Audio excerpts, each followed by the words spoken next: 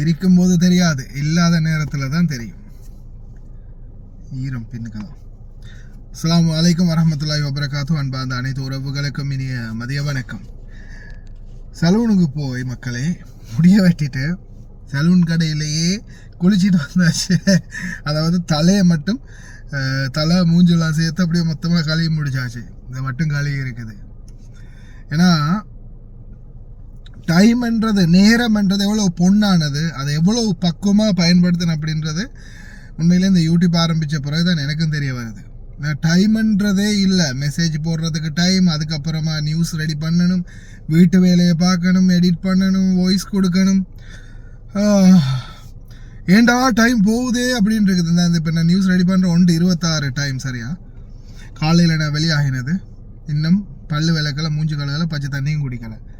குளிக்கணும் அப்படின்னு நினச்சி தான் ரெடி ஆகினா கடைசியில் முடியலை, வேலை டியூட்டி வந்துடுச்சு. அதுக்கப்புறம் என்ன செஞ்சு இப்போ போய் கடைசியாக சுற்றி அடிச்சுட்டு முடிய மட்டும் வெட்டிட்டு, அதுவும் இப்போ இனி டைம் இல்லை, போய் குளிக்கிற அளவுக்குலாம் நேரமும் இல்லை. அதோட ரூமில் போய் பல்ல விளக்குக்கும் ஆனால் மூஞ்சையும் தலையும் கழிக்குவோன்னு அங்கேயே கழிட்டு வந்துட்டேன். அதுதான் இப்போதைய நிலைமை மக்களே. சரி, நாம் டாபிக்கு வருவோம். Sorry for the disturbance. வீட்டில் பிரச்சனை, அதாவது உங்களுக்கு உங்களுடைய காஃபியில் அடிக்கிறாங்க, முதல் தரம் கை வைக்கிறாங்க. முதல் தரம் கை வைக்கிறாங்கன்னும் போதே நீங்கள் ஒன்று வந்து ஏஜென்ட் அல்லது உங்களை யாராவது இந்த நாட்டுக்கு தனிப்பட்ட முறையில் எடுத்திருந்தா அவங்க, அப்படி இல்லாத பட்சத்தில் பீரோக்கும் கம்ப்ளைண்ட் பண்ணுறதுக்கு முன்னாடி இப்போ எங்களுடைய தூதரங்களுக்கு வாட்ஸ்அப் நம்பர் நிறுவிட்டு வராங்க. குறிப்பாக மற்ற நாடுகளை பொறுத்தவரையில் இன்னும் செயல்பாட்டில் இருக்குது. குவைத்தை பொறுத்தவரையில் உங்களுக்கு ஆல்ரெடியே நம்ம நிறைய இடத்துல நம்பர் கொடுத்துருக்கோம், இலங்கை தூதரகத்துடைய நம்பர். அதே மாதிரி இந்திய தூதரகத்துலேயும் ஹெல்ப்லைன் டிஸ்க் இருக்குது அவங்கள்ட்ட. அந்த நம்பரும் வந்து நான் ஆல்ரெடியே போட்டிருக்கிறேன். வாட்ஸ்அப்பில் நீங்கள் காண்டாக்ட் பண்ணலாம். பண்ணினா உடனே ஹெல்ப் கம்யூனிட்டியால் அதுக்குரிய நடவடிக்கைகள் எடுக்கிறாங்க. ஸ்ரீலங்கன் எம்பசியில் ஐசமிஸ், அதே போல் ஹெல்ப்லைனில் வந்து உதவி கேட்கலாம் நீங்கள் இந்தியன் எம்பசி. அப்போது பாருங்கள், ஒரு பிரச்சனை வரும்போது நீங்கள் வேகமாக அந்த வீட்டை விட்டு போகணும் அப்படின்னு நினச்சி வெளியே போனீங்கன்னா சில நேரங்களில் அது உங்களுக்கு ஆபத்தாக முடியலாம். நீங்கள் செய்யாத தவறுகளை உங்கள் மேலே சுமத்துறதுக்கு வாய்ப்பு இருக்குது. உங்களுக்கு முதலாவது ஒரு பிரச்சனை வரும்போதே முதலாவது எம்பசிக்கு நீங்கள் இல்லை ஏஜென்ட்டுக்கோ இல்லை யாருக்காவது ஒருத்தர் இன்ஃபார்ம் பண்ணுங்கள். ஒரு தரம் கை வச்சாலோ அடித்தாலோ உதைச்சாலோ ஏதாவது ஒன்று நடக்கும்போது இன்ஃபார்ம் பண்ணிடுங்க. அதுக்கு பிறகு இரண்டாவது தரம் மூன்றாவது தரமும்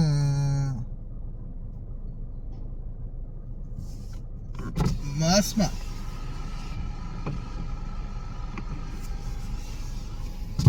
ஏண்டா திருப்பி வந்து இங்கேயே வண்டியை நிறுத்திருக்கேன்னு கேட்குறான். வேறு எங்கடா இருக்க இடம் நிப்பாட்டுறதுக்கு? அன்னைக்கு பழக விலை பார்த்துச்சு இந்த இடத்துல தான்.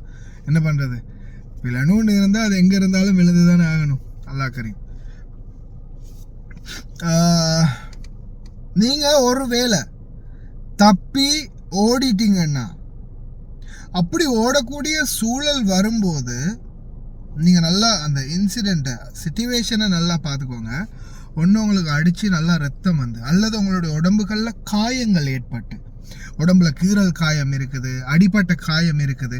இந்த மாதிரி காயங்கள் இருக்கும்போது நீங்கள் அந்த பச்சை காயத்தோட, சரியா, பச்சை காயத்தோட உடனே வெளியாகி எம்பசிக்கோ அல்லது போலீஸ் ஸ்டேஷனுக்கோ போய் இதை காட்டிட்டு இந்த மாதிரி ஆகியிருக்கு அப்படின்றத காட்டுங்க. அதே மாதிரி நீங்கள் வெளியாகும்போது முடிஞ்சால் ஒரு வீடியோன்னு எடுத்துக்கோங்க.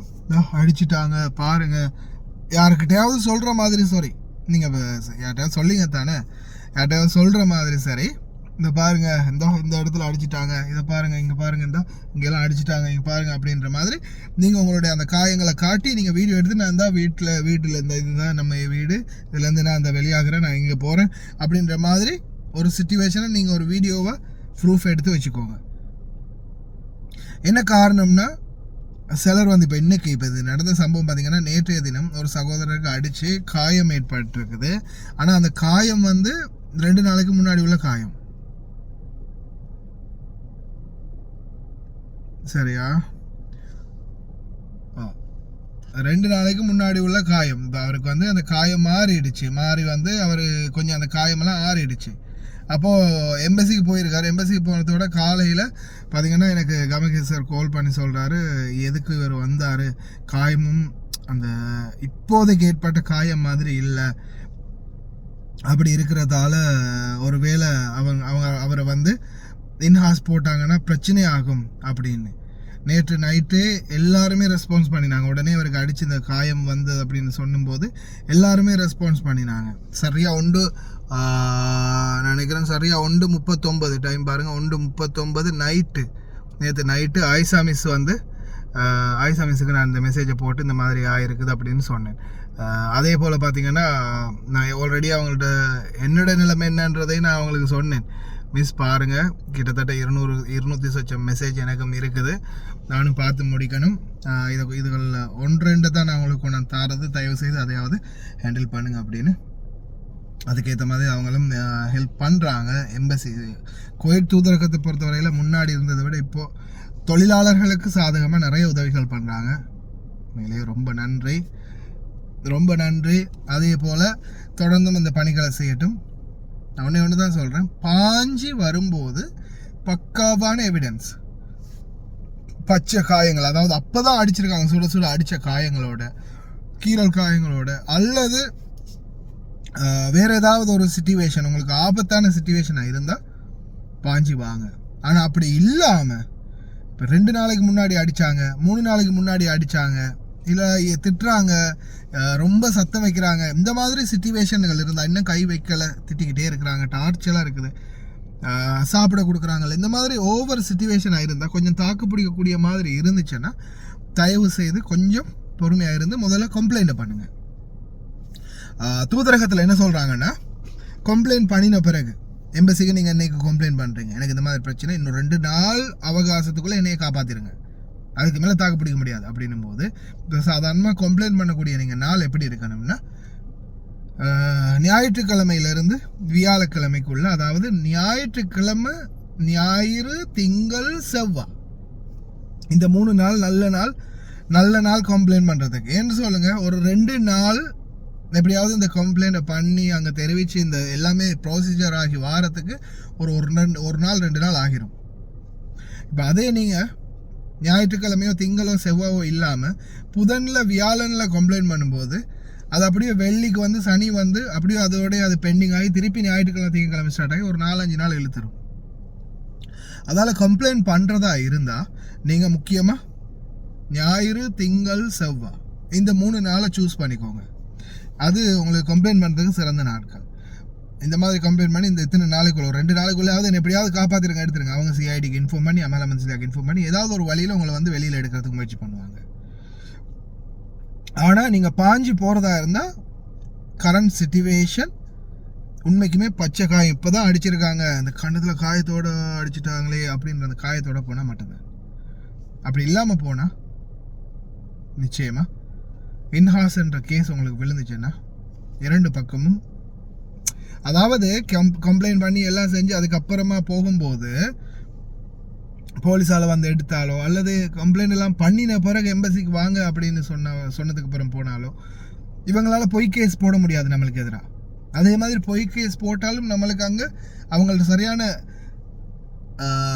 என்ன சொல்கிறது, அதுக்கு எக்ஸாக்டான சரியான எவிடன்ஸ் இருக்கணும், ப்ராப்பரான எவிடன்ஸ் இருக்கணும். இருந்தால் மட்டும்தான் நம்மளுக்கு மேலே அவங்களால குற்றம் சாட்ட முடியும். அதாவது சிசிடிவி கேமரா காட்சிகள் சரி, வேறு ஏதாவது ஆதாரம் சரி இருக்கணும். அப்படி இல்லாமல், அதாவது அதுவும் நம்பக்கூடியதாக இருக்கணும், இவங்களா பாக்கெட்டில் வச்சுட்டு செஞ்ச மாதிரியெல்லாம் இருக்கக்கூடாது, நம்பக்கூடிய மாதிரி உண்மைக்கே திருடின மாதிரியான பக்காவான எவிடன்ஸ் கிடைக்கணும். பக்காவான எவிடன்ஸ் கிடைச்சா மட்டும்தான் முடியும். இல்லையா நம்ம மேலே போய் கேஸ் அவங்களால போட முடியாது. அதுக்கு முன்னாடி நம்ம கேஸ் விழுந்திருக்கிறதால இன்வெஸ்டிகேஷன் நடந்து ஒரு இரண்டு வாரத்துக்குள்ளே ஒன்று ரிலீஸ் எடுக்கலாம், அல்லது நாட்டுக்கு போகிறதா இருந்தால் போகலாம். உங்களுக்கு கிடைக்க வேண்டிய மற்ற இதுகள்லாம் வந்து ஒரு 2 கிழமைக்குள்ளே பண்ணி கொடுத்துருவாங்க, 2 வாரத்துக்குள்ளே. அதே உங்களுக்கு கேஸ் வந்து இவங்க முதலாவது போட்டுட்டாங்க, நீங்கள் வெளியாகி வந்துட்டீங்க இன்னைக்கு காலையிலேயே, அவங்களும் உடனே இன்ஹாஷ் அப்படின்னு கேஸை போட்டாங்க. ஒரு 1000 தினார், ஒரு 5 பவுன் 10 பவுன் நகையை தூக்கிட்டு போயிட்டாங்க அப்படின்னு கேஸை போட்டாங்கன்னு வைங்க. அதை திருப்பி சிஐடிக்கு போய் அதை இன்வெஸ்டிகேட் பண்ணி அதை விசாரணை பண்ணி அதை மறுபடியும் அமலாக கொண்டு வந்து அதை கிளியர் பண்ணி திருப்பி கோர்ட்டுக்கு போய் லேபர் கோர்ட்டுக்கு போய் அந்த மாதிரி சிச்சுவேஷன் ஒன்றோண்டா கிரியேட் ஆகி கடைசியில் வரும்போது எப்படியும் ஒரு 3 மாதத்துலேருந்து 6 மாதம் இழுத்தடிச்சிடும். சிலருக்கு 1 வருஷமும் கூட ஆயிருக்கு. சிலர் வந்து நாட்டுக்கே போயிட்டாங்க, அடப்போயா யோ அப்படின்னு நாட்டுக்கே போயிட்டாங்க, இன்னமும் கேஸ் நடந்துகிட்டு இருக்குது. அது மாதிரி சம்பவங்கள் இருக்குது. அதனால தயவு செய்து வெளியில் பாஞ்சு போகிறதுக்கு முன்னாடி கொஞ்சம் சிந்திச்சு செயல்படுங்க. கம்ப்ளைண்ட்டை பண்ணிவிட்டு கொஞ்ச நாள் வெயிட் பண்ணுங்கள். ஞாயிறு திங்கள் செவ்வாய்க்குள்ளே கம்ப்ளைண்ட்டை பண்ணுங்கள். முடிஞ்ச வரைக்கும் வெயிட் பண்ணுங்கள். ஆனால் உடனே தப்பி ஓடணும் அப்படின்ற நிலைமை வந்துச்சுன்னா அது பச்சை காயத்தோடு நீங்கள் ரொம்ப அதிகமாக பாதிக்கப்பட்ட அந்த இடத்துல வந்து போகிற மாதிரி இருந்தால் மட்டும்தான். இல்லாத நேரத்தில் உங்களுக்கு பிரச்சனைகள் அதிகரிக்கலாம். திங்க் பண்ணி செயல்படுங்க, கவனமாக இருங்க. தூக்க மசக்க மக்களே, இந்த வீடியோ அப்லோட் பண்ணிட்டு போய் கொஞ்சம் நேரம் தூங்கணும்.